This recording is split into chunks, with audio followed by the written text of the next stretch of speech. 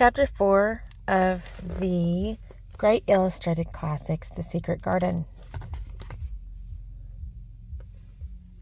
Mysterious Cries. As the days passed, Mary began spending most of her time outdoors, since staying inside the big old house meant doing nothing.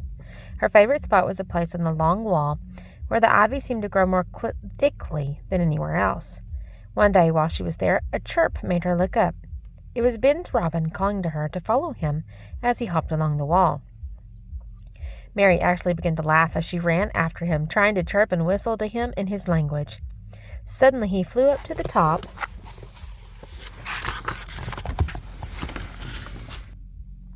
of a tree on the other side of the wall.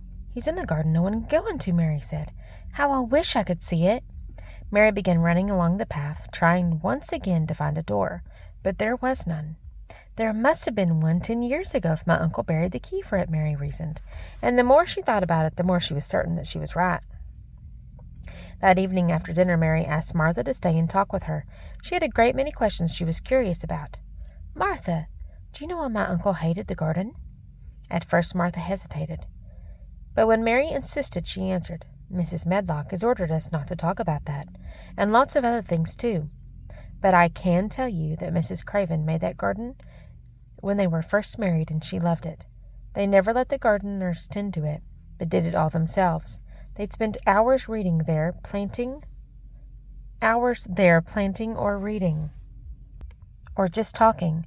Their favorite place was an old tree with a branch bent like a seat. Mrs. Craven used to train the roses to grow over it, and she'd sit there. But one day the branch broke while she was sitting on it, and she fell to the ground. She was so badly hurt that she died the next day. That's why the master hates the garden. He locked it up and won't let anyone go in or even talk about it." Mary didn't ask any more questions, but in her young heart she was suddenly finding out what it was like to feel sorry for someone other than herself. Just then a roaring sound interrupted Mary's thoughts about her uncle. "What's that noise?" she asked. "It's the wind rushing around the house." "Yes, I hear it, but I hear something else. It almost sounds like a child crying, and it's coming from inside the house." Martha looked confused and nervous. No. "It's the wind on the moor," she stammered. At that moment, a great rushing gust blew open the door to Mary's room, and the crying sound became louder and plainer than ever. "There, I told you so," insisted Mary. "It is someone crying, and it isn't a grown-up." Martha hurried to the door and slammed it shut. "It was the wind," she stated firmly. Something about the way Martha protested troubled Mary. She stared very hard at the young maid and thought, "I don't believe a word she's saying. It was someone crying." The next day the rain was still pouring down in torrents. Once Mary had finished her breakfast and Martha had gone downstairs, Mary decided, if I can't go outside and explore the gardens, then I'll explore the house instead. I'll count the doors and see if there really are 100 rooms here, and if they really are locked. Besides, no one much cares what I do or where I go anyway. So Mary opened the door to her room, and she went out into the corridor. She began wandering down the long corridor that branched into other corridors, then up a short flight of steps, which led to still other corridors and other flights of steps. She opened doors and explored bedrooms. She studied portraits of Craven ancestors.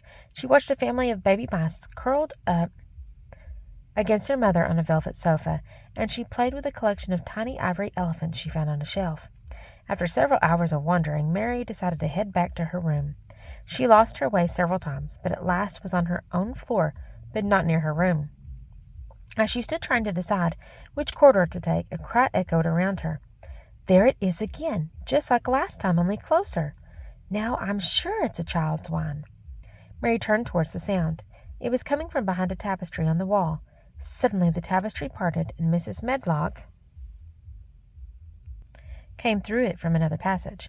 "What are you doing here?" she cried, grabbing Mary's arm and pulling her away. "I turned the wrong corner and couldn't find the way back to my room," explained Mary, "and then I heard someone crying." "You heard nothing of the sort," snapped Mrs. Medlock. "Now come along back to your nursery, or you'll be punished." Mary felt herself being pushed and pulled up one corridor and down another. Then she was shoved through the doorway of her room.